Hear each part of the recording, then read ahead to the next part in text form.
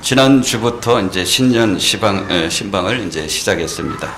보통 교회들은 이제 춘계 신방이다 해서 봄에 이제 신방을 하는데, 우리 교회는 이제 작년부터 시작해서 이제 1월 달에 이제 신방을 하고 있습니다.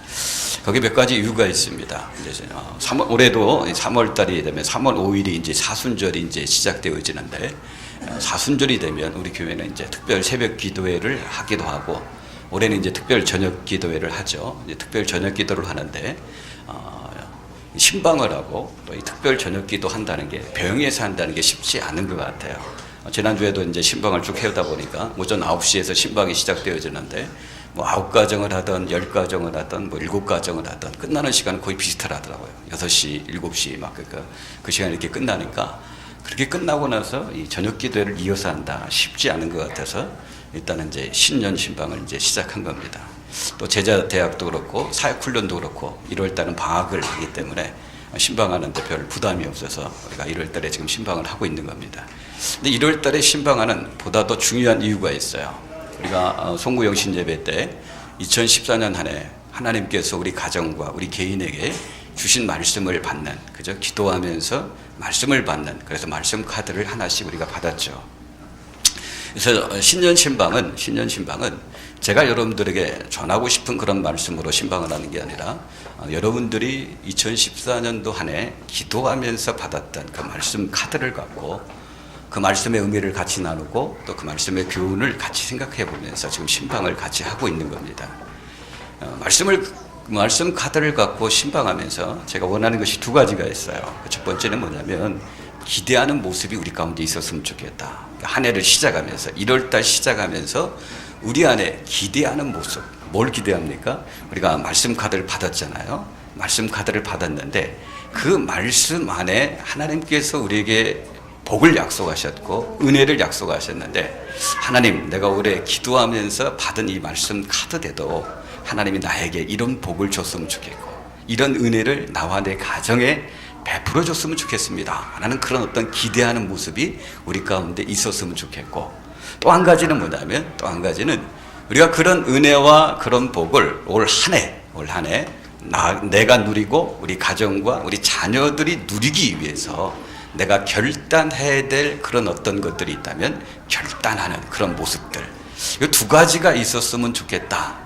신년부터 새해를 시작하는 1월 달부터 우리가 그 말씀 카드를 중심으로 해서 기대하는 모습도 있고, 하나님이 내게 주실 은혜와 복을 기대하는 모습도 있었으면 좋겠고, 그런 복과 그런 은혜를 누리기 위해서 내가 어떻게 결단해야 되는가, 결단하는 그런 모습도 있었으면 좋겠다. 그런 생각을 갖고 지금 이제 신년 신방을 시작하고 있습니다. 오늘 그 설교의 초점도 뭡니까? 설교의 초점도 기대입니다. 기대. 여러분들 정말 축복합니다. 2014년 안에 주님을 향해서 기대를 품고 사시길 주님의 이름으로 축원합니다. 2014년도 아무 생각 없이 사는 게 아니라 기대를 좀 품고 살았으면 좋겠어요. 그리고 그 기대가 우리의 삶 속에서 이루어지기 위해서 내가 결단해야 될 모습들이 있다면 결단하는 그런 모습도 한 해를 시작하면서 저와 여러분들 가운데 있기를 바랍니다. 여러분들 정말 주님께서는 올 한 해도 저와 여러분들에게 또 우리 가정과 우리 교회에 좋은 것을 주시기 원하시는 그런 분인데, 저와 여러분들이 기대하셔도 절대로 실망하지 않을 정도로 주님께서는 반드시 저와 여러분들의 가정 가운데 좋은 것을 주실 것인데, 그 기대를 마음에 품고 한 해를 시작하는 사람과 그 기대 없이 한 해를 사는 사람들, 아마 2014년 결산이 다를 겁니다. 믿음은 바라는 것들의 실상이라고 했어요. 다른 말로 표현하면 기대하는 것의 실상이라는 말과 똑같습니다. 그러니까 하나님 앞에 기도하면서 받았던 그 말씀, 그 안에 담겨진 은혜와 복을 저와 여러분들이 기대하고, 그죠? 그 기대를 갖고 하나님 앞에 기도함으로 말미암아 정말 하나님께서 그 말씀대로 저와 여러분들의 가정에 채워주는 것을 우리가 경험하게 되어지고, 그래서 2014년 마지막 때는 정말 하나님 앞에 더 많은 감사를 하나님 앞에 올리는 그런 어떤 저와 여러분들, 그런 모습이 되기 원하는 그런 어떤 마음의 그런 투원들을 갖고 한 해를 시작했으면 좋겠습니다.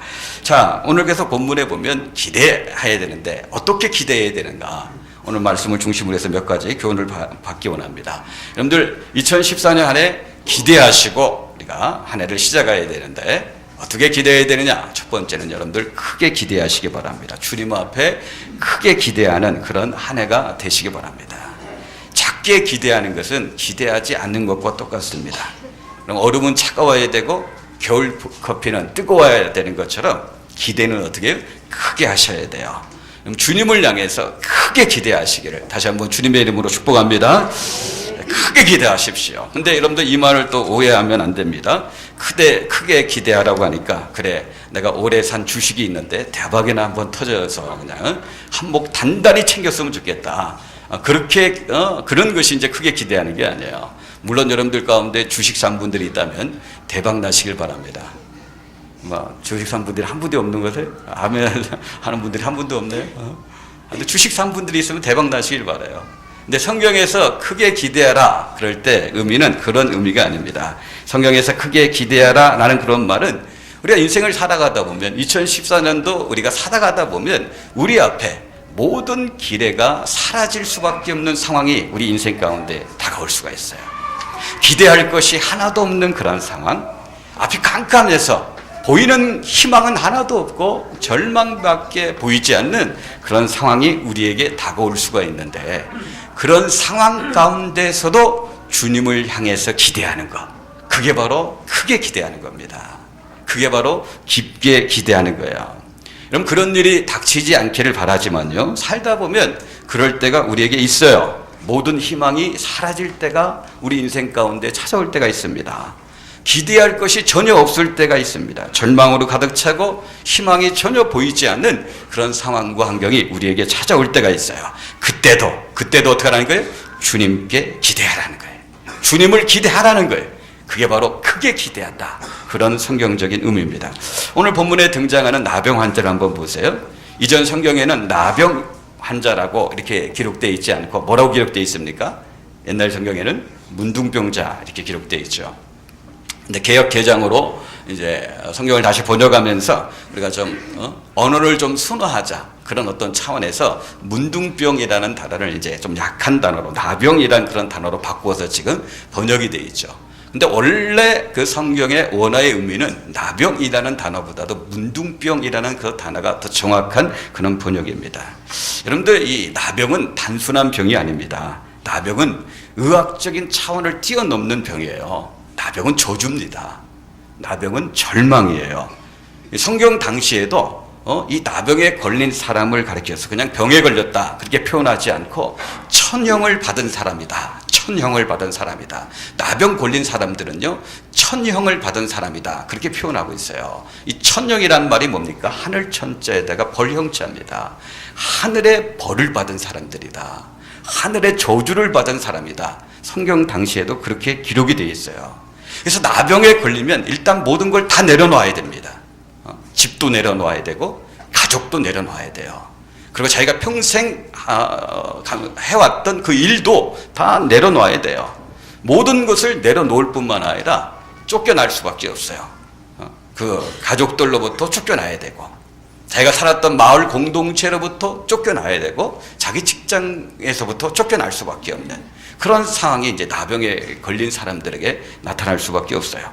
그래서 나병에 걸리면요 가족들과 함께 살 수도 없고 자기가 살았던 그 고향, 그 마을에서 절대 같이 거주할 수가 없어요. 그 동네에서 쫓겨나와서 광야 가운데 들어가야 되고 나병 환자들이 모여 사는 토굴이 있어요. 그 토굴에 같이 모여서 살 수밖에 없는 상황이 이 나병 걸린 사람들의 상황이에요. 그래서 그 토굴을 뭐라고 부르냐면 희망이 전혀 없는 절망의 토굴이다. 그렇게 부릅니다. 그러니까 나병 환자들이 자기 집이나 자기 가정이나 자기 마을에서 쫓겨나가지고 광야 한가운데 토굴 속에 들어가 살아야 되는데 그 나병 환자들이 모여 사는 그 토굴을 희망이 전혀 없는 절망의 토굴이다. 그렇게 불러요. 그러니까 절망의 토굴에 들어가는 거예요.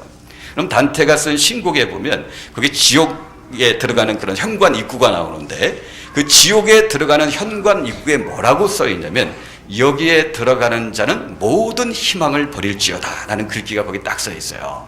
여기에 들어가는 자, 지옥에 들어가는 자는 모든 희망을 버릴지어다. 그런 어떤 글귀가 써 있는 것처럼 이 나병 환자들이 들어가는 이 절망의 토굴 위에도 똑같은 의미가 기록되어진 거죠. 여기에 들어가는 자는 모든 희망을 버릴지어다. 절망의 턱을 들어가는 사람들은 모든 희망을 버려야 되는 거예요. 이처럼 일단 나병에 한 번 걸리면 모든 걸 다 내려놓아야 됩니다. 집도 가족도 직장도 다 내려놓아야 돼요. 그리고 쫓겨나가야 돼요. 그리고 희망이라는 것이 전혀 존재하지 않는 절망의 토굴에 들어갈 수밖에 없는 겁니다. 여러분들, 이런 어떤 상황이 저와 여러분들의 인생 가운데도 생길 수가 있다는 것을 기억하셔야 돼요. 이 나병과 같은 이 육체적인 질병이 우리 인생에 찾아올 때가 있고, 나병과 같은 그런 육체적인 질병이 아닐지라도 나병과 같이 우리 인생을 짓누르고 또 나병과 같은 그런 어떤 상황과 환경이 우리 인생을 덮칠 때가 우리 인생 가운데 온다는 사실입니다. 그때 어떻게 하라는 거예요? 절망의 토굴에 들어가서 절망하거나 낙심하는 게 아니라 주님께 기대하고 나오라는 거예요. 그런 상황 가운데서도 어떻게 해요? 절망의 토굴에 들어가서 인생 포기하고 낙심하는 게 아니라 주님 앞에 기대감을 가지고 주님 앞에 나와라. 오늘 본문이 저와 여러분들에게 주는 교훈이 바로 여기입니다. 여러분들, 일단 축복합니다. 정말 2014년 한 해 이 나병과 같은 그런 무서운 질병이 저와 여러분들 가운데 덮치지 않기를 주님의 이름으로 축원합니다.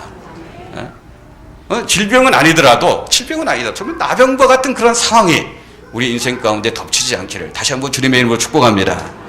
근데 여러분들, 우리가 살아보면 다 아시겠지만 이 불행이라는 놈이요, 눈이 어떻게 됐는지 모르지만 이 그리스도인이라고 해서 피해가지 않습니다. 인생의 힘들고 무거운 짐, 이 불행이라는 이 몹쓸 짐은 성도라고 해서 피해가지 않습니다. 그래서 원치 않지만 그런 것들이 때론 저와 여러분들의 인생 가운데 덮칠 때가 있어요. 그러나 그런 것이 우리 인생에 찾아오고 그런 것들이 저와 여러분들의 인생을 덮친다 할지라도 오늘 본문에 나온 나병 환자처럼 절망의 토굴로 들어가서 낙심하고 인생 포기하는 게 아니라 그런 상황일지라도 주님 앞에 나와서 기대감을 가지고 주님 앞에 나오심으로 말미암아 주님 앞에 해결받는 그런 축복이 저와 여러분들 가운데 있기 원하는 그런 소원, 그런 기대를 우리가 가지고 있어야 되는 거예요.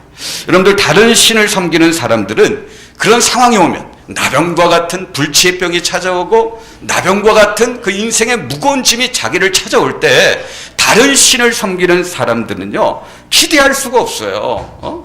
기대할 수가 없어요. 그러나 정말 하나님을 믿는 사람들, 예수님을 믿는 사람들은 나병과 같은 불치병이 찾아온다 할지라도, 나병과 같은 그런 상황이 찾아온다 할지라도 우리는 주님 앞에 얼마든지 기대할 수 있어요. 왜냐하면 우리 주님은요, 저와 여러분들보다 먼저 그 절망의 토굴을 들어가신 분이기 때문에, 그 절망의 토굴을 경험해 보신 분이기 때문에 그래요.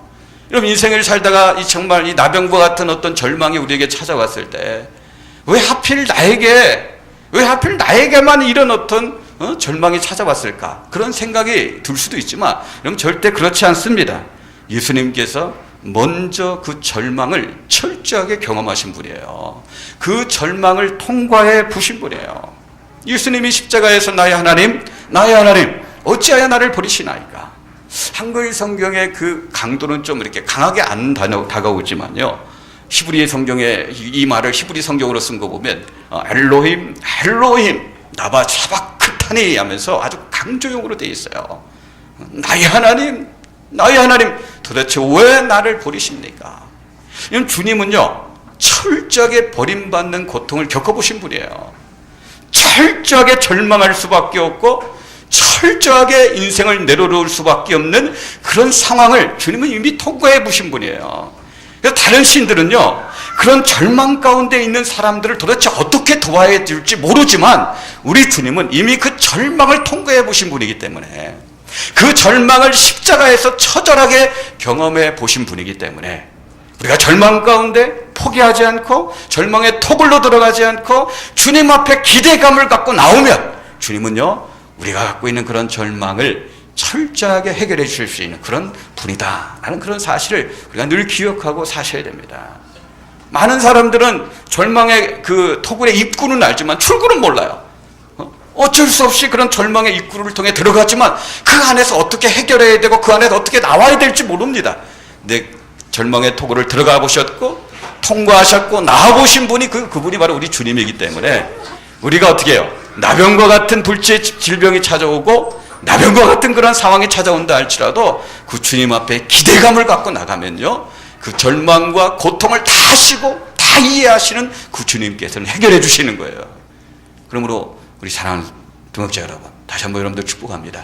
2014년도 정말 이 나병과 같은 그런 불치병들, 그런 상황들이 안 오길 바라지만 그러나 어쩔 수 없이 예기치 않게 그런 나병과 같은 질병, 불치병이 우리에게 다가오고 나병과 같은 그런 상황이 내 인생 가운데 덮친다 할지라도 그 절망을 이미 통과하셨고 승리하셨던 그 주님을 여러분들이 기억하시고 절망의 토굴로 들어가서 낙심하고 좌절하고 인생 포기하는 게 아니라 그 절망을 넉넉히 이길 수 있는 힘을 주시고 능력을 우리에게 주시는 그 주님 앞에 기대감을 가지고 나오시기를 주님의 이름으로 다시 한번 축복합니다.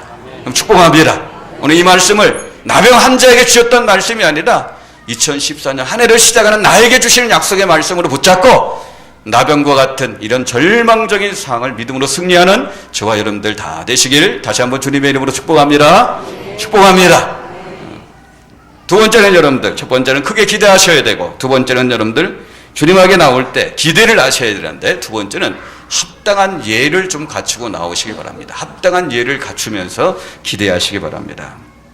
어떻게 기대하라고요? 여러분들 무례하게 기대하지 말고 합당한 예를 갖추고 기대하라. 오늘 본문이 저와 여러분들에게 주신 교훈입니다. 우리가 크게 기대하다 보면 잘못하면 무례하게 주님 앞에 기대하는 그런 경우가 있을 수 있는데 그러지 말라는 거예요. 여러분 왜 그렇습니까? 여러분 우리 주님은요, 우리가 생각하는 이상으로 굉장히 지체가 높으신 분입니다. 굉장히 존귀하신 분이고 너무나 영광스러운 분이고 너무나 거룩하신 분입니다. 그렇기 때문에 그분 앞에 나올 때 예를 갖추고 나오셔야 되는 거예요. 옛날에 제가 모교회 때, 학생 때, 신앙생활 할 때, 그때는 이제 주일학교 부장님이었고, 이제 권사님이, 그때 집사님이었는데, 이제 나중에 이제 권사님 되신 그런 어떤 분이 한 분 있는데, 성격이 참 괄괄하신 그런 분이에요. 근데 참 그분이 기도하실 때 이렇게 보면 모르겠어요. 저 없을 때 기도할 때는 어떻게 기도할지 모르지만, 하여튼 제가 이렇게 그분이 기도하는 걸 자주 봤는데, 볼 때마다 그분이 기도를 어떤 스타일로 하냐면, 하나님, 입장 좀 바꿔놓고 생각해 보세요. 하여튼 기도할 때마다 허구한 날, 하나님 입장 한번 바꿔놓고 생각해 보세요. 하나님 입장 한번 바꿔놓고 한번 생각해 보세요. 속 안 터지나 하면서 하여튼 허구한 날 하나님 앞에 기도하는데 입장 한번 바꿔놓고 막 생각해 달라고. 오죽 답답하면 그렇게 기도하실까 그런 생각이 좀 들었지만, 여러분들 그런 기도는 정말 속이 터질 때, 정말 속이 터지고 막 속이 막 뒤집어지고 막 그럴 때 어쩌다 한두 번 하는 그런 기도지, 허구한 날 그런 식으로 기도하면 안 되는 거예요. 허구한 날 그냥 입장 바꿔놓고 생각해보라고요.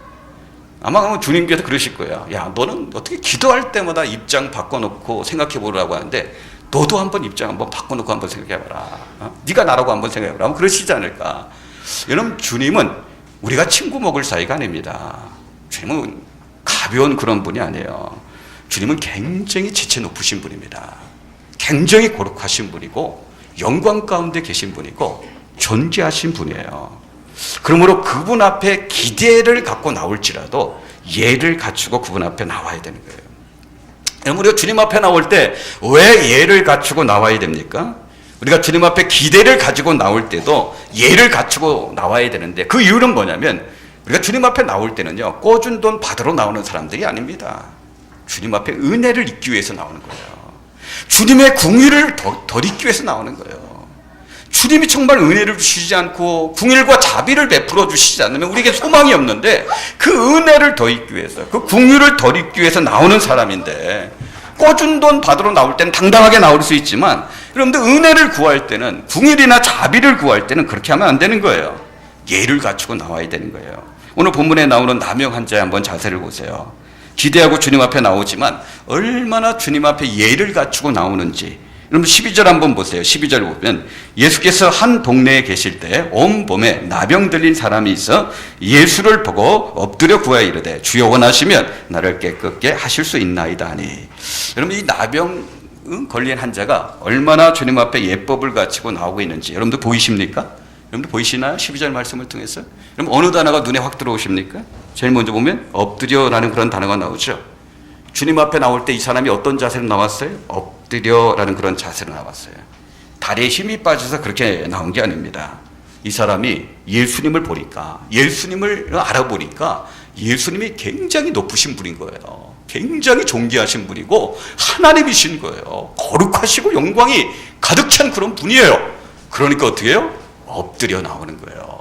엎드려서 나오는 거예요. 예를 갖추고 나오는 거예요. 지난주에도 잠깐 말씀드리지 않았습니까? 우리 신앙의 선배들은 기도할 때 보면 그 이전에 우리 신앙의 선배들은요, 기도할 때면 거의 무릎을 꿇고 기도했습니다.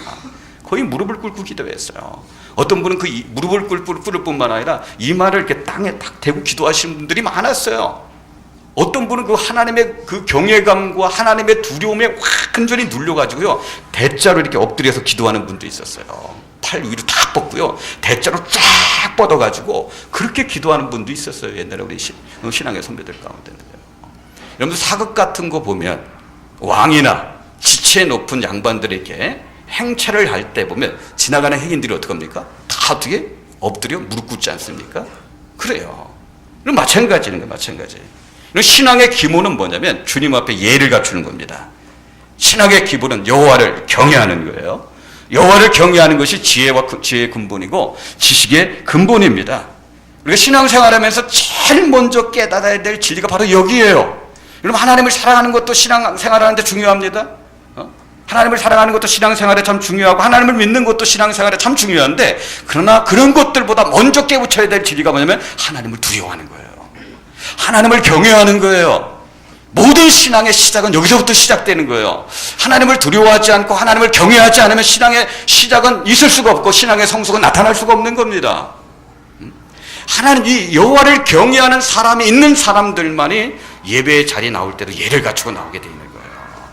얼마나 자유분방한 그런 마음의 상태를 갖고 예배의 자리 나왔으면서도 불구하고 하나님 앞에 예를 갖추지 않는 사람들이 얼마나 많이 있습니까?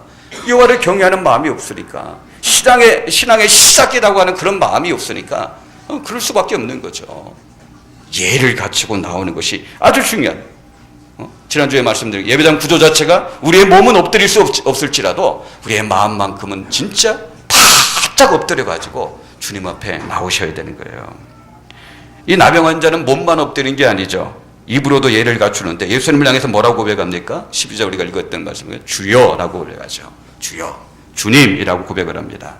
이 당시 사람들은요, 심지어 제자들조차도 그 당시에는 이제 예수님을 납비 정도로밖에 안 봤어요. 선생님이라고 고백했는데 오늘 본문에 나온 나병 환자는 예수님을 향해서 주여라고 고백하는 거예요. 주님이라고 고백하는 겁니다. 여러분, 주님이라고 고백하는 것이 무슨 뜻입니까? 여러분, 주님이라는 그 말은 여러분 주자와 님자 사이에 단어 한 글자를 더 넣으면 의미가 확 드러납니다. 주님이라는 말은 그 사이에 인자를 하나 더 넣으세요. 뭐가 됩니까? 그러면 주인님이 되는 거예요. 주여, 그 말은 주님, 그 말은 뭐들? 주인님이라는 거예요. 주인님이라고 고백하는 거예요. 그 당시 종이 생사 여타거를 붙잡고 있는 자기 주인을 부를 때 쓰는 말입니다. 그 당시에 신하들이 세계 패권을 붙잡고 있었던 로마 황제를 향해서 칭했던 단어입니다. 로마 황제를 향해서 큐리에, 주여, 주님이라는, 주인님이라는 그런 단어로 칭호했어요. 그러니까 지금 이 나병 환자는요, 그 당시 이 보편적인 사람들이 갖고 있었던 그런 호칭으로 부르는 게 아니라 예수님을 향해서 주인님, 나의 주여, 주님, 주인님 라는 그런 호칭을 부르면서 지금 주님 앞에 나오는 거예요. 여러분, 앞으로 우리가 진짜 예수님을 제대로 만나면요, 혹시 이 땅에서 내가 예수님을 제대로 못 만나서 이제 나중에 천국 가서 예수님을 만나게 되면 정말 죄송스러워할 사람들 많이 있을 겁니다. 정말 예수님 제대로 만나보군요, 그 예수님이 얼마나 지체가 높은 분인데, 얼마나 영광스러운 분이고 얼마나 거룩한 분인데, 그런 예수님을 내가 너무 가볍게 부르고 너무 가볍게 생각한 것 때문에 아마 몸둘 바를 모르고 송구스러워할 사람들 많이 있을지도 모릅니다. 여러분, 그런 마음으로 불러야 돼요. 그죠? 지체 높으신 그 예수님을 향해서 입으로도 주인님, 그 예를 갖추는 거예요. 그 다음에 나오는 단어가 뭡니까? 주여, 원하시면 저를 고쳐줄 수 있습니다. 이건 무슨 말입니까? 아까 말씀드렸죠? 꿔준 돈 받으러 나온 게 아니라고 했죠. 주님의 은혜를 구하기 위해, 주님의 긍휼을 구하기 위해서 우리가 왔는데, 정말 주님이 은혜를 베풀어 주셔야지만, 주님이 긍휼을 베풀어 주셔야지만 자기 문제가 해결될 수 있거든요. 그래서 어떻게 해요? 주님, 내가 주님 앞에 나의 기대를 갖고 나오지만 이건 내 소관이 아니라 이거 전적으로 주님의 소관입니다. 주님께서 나를 불쌍히 여기시고 주님이 나에게 긍휼을 베풀어 주셔야지만 주님의 소관 안에 있는 일이니까 주님이 나를 돌아보셔야 되만 제가 이 문제 해결할 수 있으니까 주님이 원하시면 나에게 이 문제를 좀 해결할 수 있게 도와주십시오. 주님이 해결만 해주시면 저는 감사할 따름입니다. 자기의 어떤 의를 주장하는 게 아닙니다. 자기의 욕심을 내놓는 게 아니라 전적으로 주님 앞에 100%다 맡기는 거예요. 주님의 소관 앞에 다 맡기는 그런 자세입니다. 그리고 자기는 해주시면 감사할 따름이에요. 여러분 교회 생활할 때도 이런 자세가 필요합니다. 사랑하는 동역자 여러분, 교회 와서 너무 권리 주장하면 안 됩니다. 여러분 교회는 여러분들이 권리를 주장하는 장소가 아니에요. 여러분들의 권리를 찾는 장소가 교회가 아닙니다. 이 부분에 있어서 여기 서 있는 목사가 제일 실수 많이 할 수 있는 가능성이 있습니다. 그럼 교회는 목사도 권리 찾는 장소가 아닙니다. 목사만 그런 게 아니라 교회 모든 성도들도 교회 와서 권리 주장하고 권리 찾는 그런 장소가 교회는 아니에요. 권리는 오직 주님에게만 있습니다. 그걸 우리가 뭐라고 하면 주권이라고 하는 거예요. 권리는 오직 주님에게만 있어요. 우리가 교회 나오는 것은 권리를 주장하고 권리를 찾기 위해서 교회 나오는 게 아니라 주인 대신, 주인님 대신 그 주인님의 은혜를 더입기 위해서 나오는 거예요.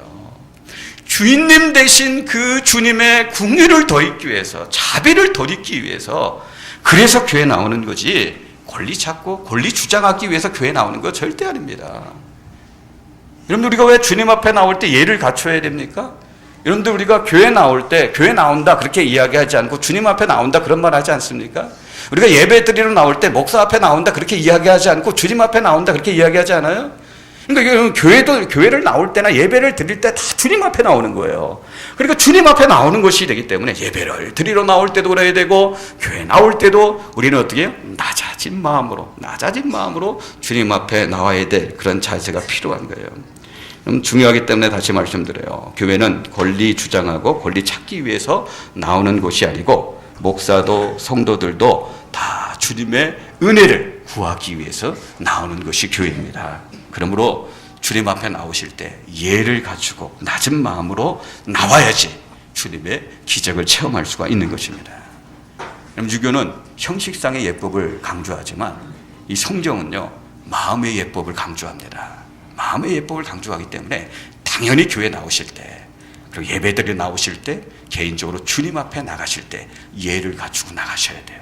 주인님 앞에 몸으로 언어로 마음으로 합당한 예를 갖추고 나오셔야 돼요. 그럴 때 우리 기대가 채워지는 거예요. 여러분 마지막 한 가지 더 봅니다.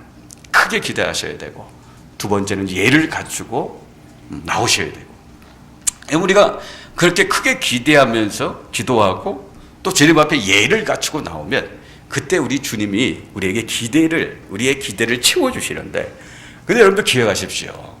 주님이 우리의 기대를 채워주실 때 우리에게 있어야 될 것이 있어요. 그게 있을 때만 기대를 채워주시는 거예요. 그게 뭐냐면 그릇이에요. 주님이 기대를 채워주실 만한 그런 그릇들을 준비하셔야 돼요. 그러니까 우리가 주님 앞에 나오실 때는 그릇을 준비하고 기대하시고 나오셔야 돼요. 그릇을 준비하고 기대하고 나오셔야 돼요. 지난주에 방송에서 들었던 이야기인데요. 그분이 이제 어렸을 때 이야기를 이제 방송을 통해서 하시는데 그분이 6살 때, 7살 때 그런 이야기라고 하면서 하시는데 자기 이제 친구들을 만나가지고 이제 어렸을 때 이제 구슬치기도 하고 이제 딱지치기를 하고 뭐 그랬대요. 근데 하루는 이제 구슬치기하고 이제 딱지치기를 하고 나서 자기 친구 집에 이제 놀러 간 거죠. 이제 친구 집에 놀러 갔는데 그 엄마가 간식으로 너무 맛있게 닭죽을 이렇게 만들어줬대. 닭죽을. 그래서 이 닭죽을 너무 맛있게 먹고 나서 집에 갈 때 더 먹고 싶으니까 너무 맛있게 먹어서 더 먹고 싶으니까 그때 자기가 이제 스웨터 옷을 입고 왔는데 그 스웨터 옷 주머니를 이렇게 열어 보이면서 아줌마 여기에다 좀 닭죽 좀 더 담아주세요. 집에 가서 좀 먹게. 여기 좀 닭죽 좀 더 담아주세요. 이렇게 부탁을 한 거예요. 그런데 그 아줌마가 닭죽을 그 주머니에 넣어줬을까요? 안 넣어줬을까요? 안 넣어줬죠. 닭죽을 거기에 넣어주면 어떻게 되는 거예요? 둘 다 버립니다. 닭죽도 버리고 이 스웨터, 그죠? 그 옷도 버리는 거고. 그분이 어렸을 때는 그게 이해가 안 됐대요. 자기 그 스웨터 주머니에 모든 게 다 들어갔는데 구슬도 들어갔고 딱지도 들어갔고 장난감도 막 들어갔고 동네 사람들이 이쁘다고 돈 주면 거기 다 들어갔고 모든 게 다 들어갔는데 닭죽을 좀 담아달라고 했는데 닭죽은 안 담아주는 거예요. 얘야 버린다 하면서 안 담아주는 거예요. 그게 이해가 안 됐대. 나중에 커서 보니까 이해가 되는 거죠. 여러분 스웨터 주머니에 닭죽을 담아주면 닭죽도 버리는 거예요. 그죠? 그리고 어떻게? 스웨터 주머니도 버리는 거예요. 여러분들 우리가 주님 앞에 기대감을 갖고 나올 때 주님께서는 저와 여러분들의 기대감을 반드시 채워주기를 기뻐하셔요. 여러분들이 소원하는 것보다 야 정말 주님이 내 기대를 좀 채워줬으면 좋겠다. 내가 그렇게 바라고 소원하는 것보다 주님은 더 간절하게 우리의 기대를 채워주시기를 기뻐하시는 분이에요. 그러나 주님이 우리 기대감을 채워주고 싶은데 마치 우리가 스웨터 입고 와가지고 닭죽 좀 여기 넣어주세요. 그런 식으로 주님 앞에 기대를 채워달라고 하면 주님이 아무리 채워주고 싶어도 채워줄 수가 없는 거예요. 왜? 채워주면 둘 다 버리기 때문에 그래요. 그래서 오늘 그 본문 말씀 보세요. 13절 보세요. 예수께서 손을 내밀어 그에게 대시며 이르시되 내가 원하노니 깨끗함을 받으라 하신데 나병이 곧 떠나니라. 이게 저와 여러분들 향한 주님의 마음입니다. 여러분들 축복합니다. 2014년도 이 말씀의 축복이 여러분들의 가정에 임하기를 주의 이름으로 축원합니다. 축원합니다. 어떤 질병이라도 주님으로부터 깨끗게 되어지는 놀라운 축복이 임하기를 주의 이름으로 다시 한번 축원합니다. 근데 여러분들 기억하십시오. 주님이 이 말씀을 하시고 나서 이 말씀으로 끝난 게 아니라 바로 이어서 또 한 말씀을 하십니다. 어떻게 보면 병을 치료하는 말씀은 짧아요. 근데 이거보다 더 긴 말씀을 14절 말씀에 하셔요. 예수께서 그를 경고하시되 아무에게도 이르지 말고 가서 제사장에게 내 몸을 보이고 또 내가 깨끗하게 됨을 인하여 모세에게 명한 대로 예물을 드려 그들에게 입증하라 하셨더니 병 고치는 말씀은 짧아요. 그러나 그 병 고침의 말씀을 받을 수 있는 그릇에 대해서 이야기하는데 더 길게 이야기하는 거예요. 훨씬 더 중요한 거예요. 14절에 보면 뭘 경고합니까? 주님께서 아주 격하게 경고하셔요. 내가 너한테 분명하게 경고하는데 나가서 뭐 하지 말라는 거예요? 나가서 아무에게도 이러지 말라 그렇게 얘기해요. 근데 내가 이제 병 고침을 받는데 고침받은 거 나가서 아무에게도 이르지 말아라. 무슨 말이에요? 너 고침받았다고 나가서 떠버리지 말아라. 그런 말입니다. 여러분 그렇습니다. 살다 보면 주님의 은혜가 크게 우리에게 임하는 경우가 있어요. 다른 사람에게 가지 않았던 특별한 은혜가 저와 여러분들에게 임하는 그런 경우가 있어요. 그럼 그때 내가 그거 받았다고 동네 방네 다니면서 떠들면서 간증집회하고 그런 거 하지 말라는 거예요. 마치 자기가 대단해서 뭔가 받은 것처럼 은근히 자기를 자랑하면서 돌아다니지 말아라. 그렇게 말씀하셔요. 우리가 40일 금식 기도하다가 너무나 놀라운 은혜 얼마든지 받을 수 있습니다. 그럼 그렇다고 해서 신문에다가 40일 금식 기도한 사람, 40일 금식 기도하고 놀라운 은혜를 경험하는 사람, 강사 초청 전화번호 이렇게 막 적어놓고, 이런 뭐 국민일보나 뭐 기독신문을 보면 그런 사람들 참 많더라고요. 하나님 앞에 특별하게 뭐 천국과 지옥을 본 사람. 여러분들 그 천국과 지옥은 그 사람만을 위해서 하나님 주신 특별한 은혜거리인데 그걸 마치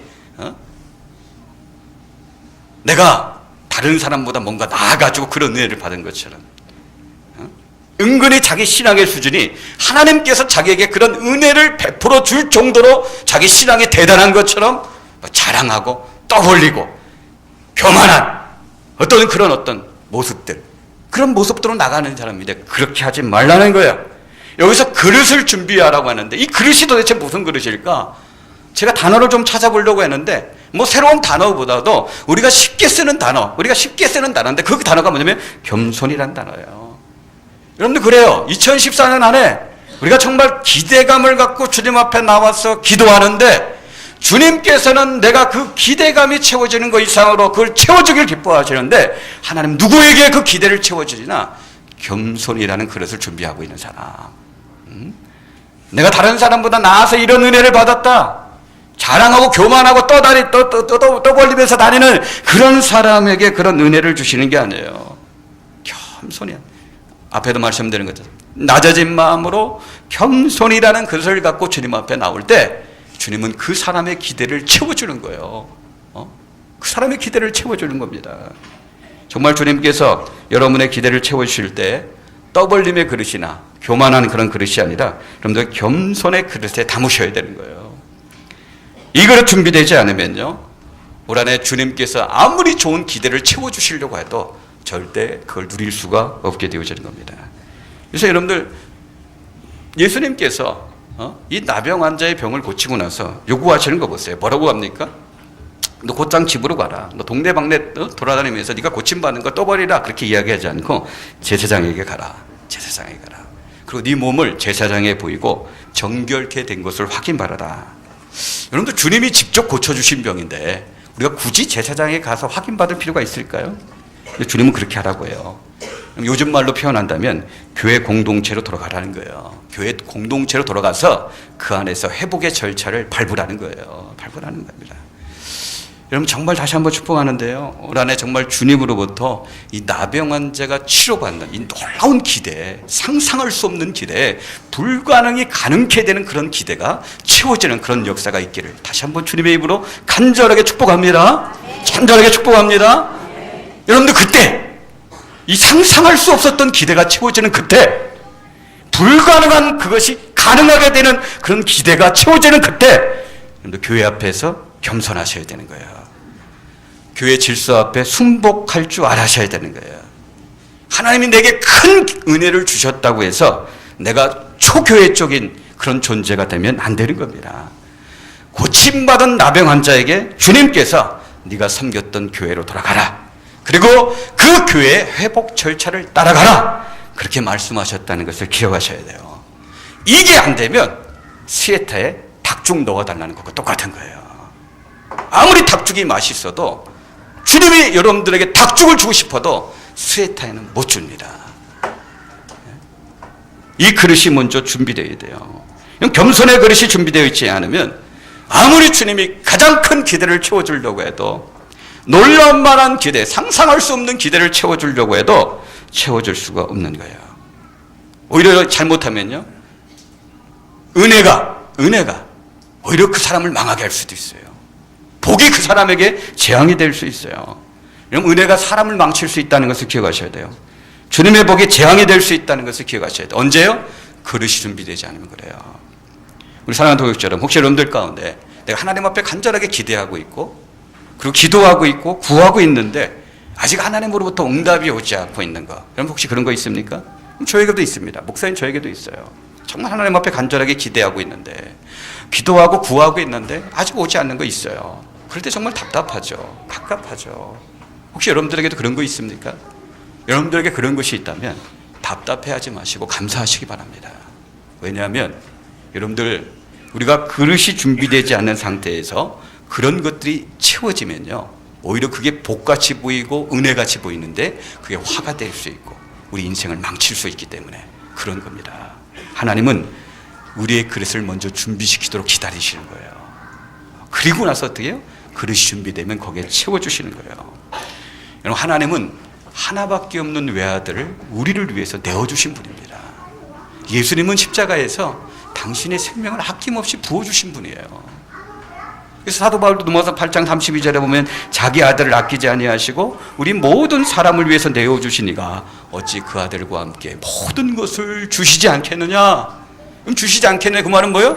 죽어도 남는다는 거죠. 아들을 주신 그 하나님, 생명을 내놓으신 하나님은 모든 거 아낌없이 우리에게 주시기를 원하시는 그런 하나님이라는 그런 말씀이에요. 그런 분이시는데 우리가 기대하고 구하는 거 아까워서 안 주시는 게 아니에요. 주기 싫어서 안 주시는 게 아니라 우리가 준비되지 않은 상태에서 받으면 오히려 독이 되기 때문에 기다리시는 거예요. 그러니까 여러분들, 우리가 신앙생활을 잘하려면 기자 3개를 잘 하셔야 돼요. 기자 3개. 기자 3개. 첫 번째 기자는 뭐냐면 기대하라의 기자. 그럼 기대 잘 하셔야 돼요. 크게 하셔야 돼요. 신앙생활을 잘하는 비결이에요. 두 번째 기자는 뭐냐면 기도하라의 기자입니다. 기대하시는 거 있으면 하나님 앞에 나와서 기도하셔야 되는 거예요. 그럼 세 번째 기자는 뭘까요? 세 번째 기자는 뭘까요? 기다리라요. 기다려야 기자. 어떻게 보면 신앙의 많은 부분이 여기에 해당되는 부분이에요. 기대하셨고 기대한 것 같고 하나님 앞에 나와서 기도하시고 있다면 기다릴 줄 아셔야 돼요. 나보다 훨씬 지혜로우신 하나님, 나보다 훨씬 지혜로우신 하나님, 모든 걸 다 보시고 있고 모든 걸 다 아시고 있고 그 지금도 일하고 계신 하나님, 그 하나님을 믿는다면, 아시고 있고 우리의 개인과 가정과 우리의 교회의 모든 형편을 다 보시고 있고 아시고 있는 지혜로우신 하나님, 살아계신 하나님, 일하고 계신 하나님을 우리가 확실하게 믿는다면, 그 믿음이 있다면 기대하셔야 되고, 기대한 것 같고 기도하셔야 되고, 그리고 어떻게 해요? 하나님의 때가 이루어질 때까지 기다리는 그런 신앙의 모습이 우리에게 필요한 거예요. 그럴 때 은혜가 은혜 되는 거고 축복이 축복되는 거예요. 말씀을 뵙습니다.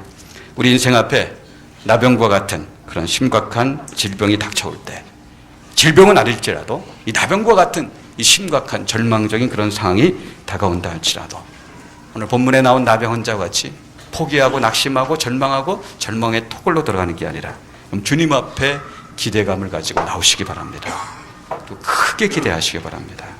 주님 앞에 기대하고 나올 때 주님이 얼마나 존귀하신 분이고 얼마나 높으신 분이고 얼마나 영광스럽고 거룩한 분인가를 우리가 분명하게 깨닫고 그분 앞에 예를 갖추고 기대하는 마음으로 나오시기 바랍니다. 주님은 분명히 2014년 우리의 기대를 채워주실 텐데, 그 기대를 채워주실 수 있는 그릇, 그 그릇을 준비하고 그 주님 앞에 나오길 바랍니다. 그 그릇이 어떤 그릇이라고 했어요? 겸손이라는 그릇.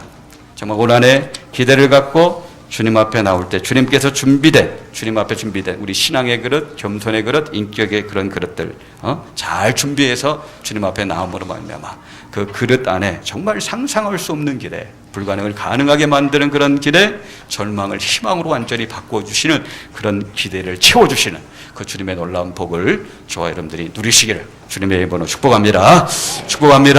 기도하겠습니다.